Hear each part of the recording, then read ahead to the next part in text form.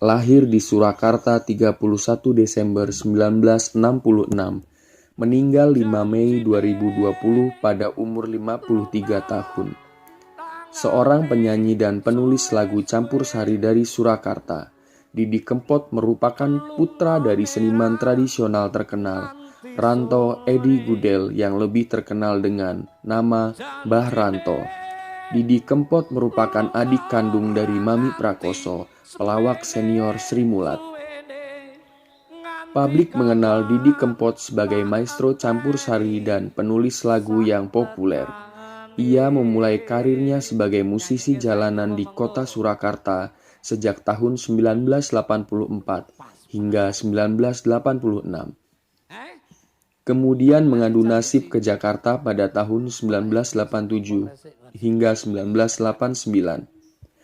Nama panggung Didi Kempot merupakan singkatan dari kelompok pengamen trotoar, grup musik asal Surakarta yang membawanya hijrah ke Jakarta. Hampir sebagian lagu yang ditulisnya bertemakan patah hati dan kehilangan. Alasan sengaja memilih tema tersebut karena rata-rata orang pernah mengalaminya dan ingin dekat dengan masyarakat. Menjadi alasan Didi Kempot menggunakan nama-nama tempat sebagai judul atau lirik lagunya.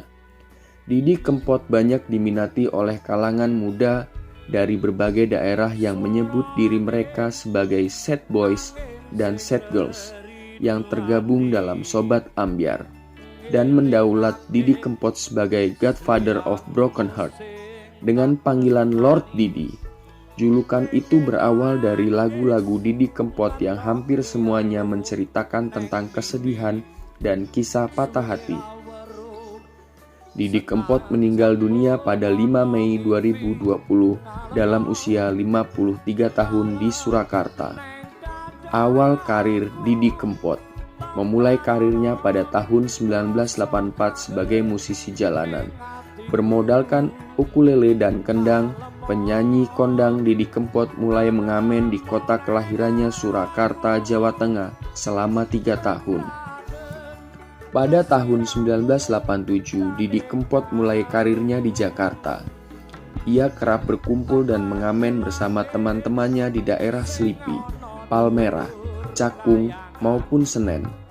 Mulai dari situ julukan Kempot yang merupakan kependekan dari kelompok pengamen trotoar terbentuk, yang menjadi nama panggungnya hingga saat ini.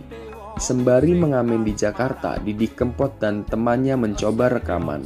Kemudian mereka menitipkan kaset rekamannya ke beberapa studio musik di Jakarta.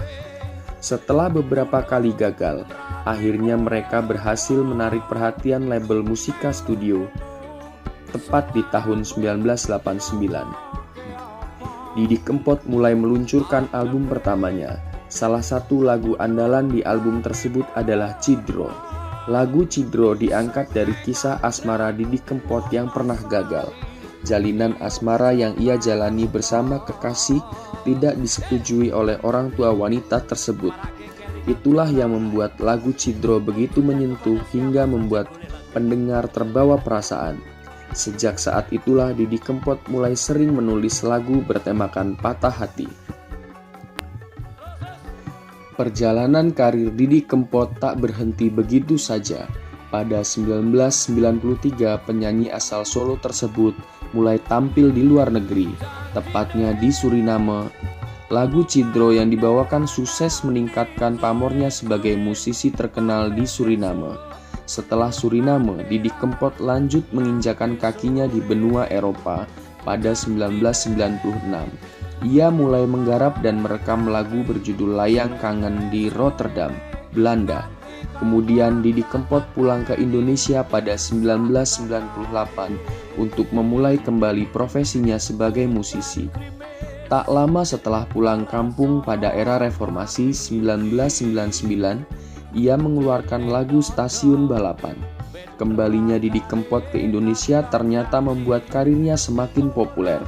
Hal itu dibuktikan dengan keluarnya lagu-lagu di awal 2000-an.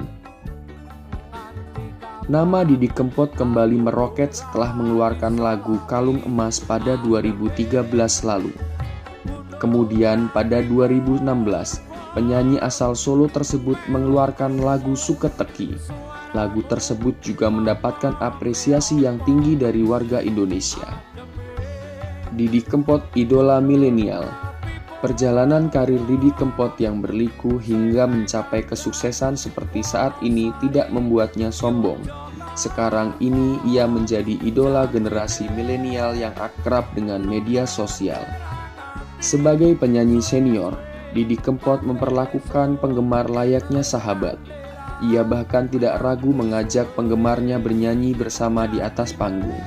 Dia juga sering memberikan motivasi kepada penggemarnya agar tidak menyerah untuk berkarya.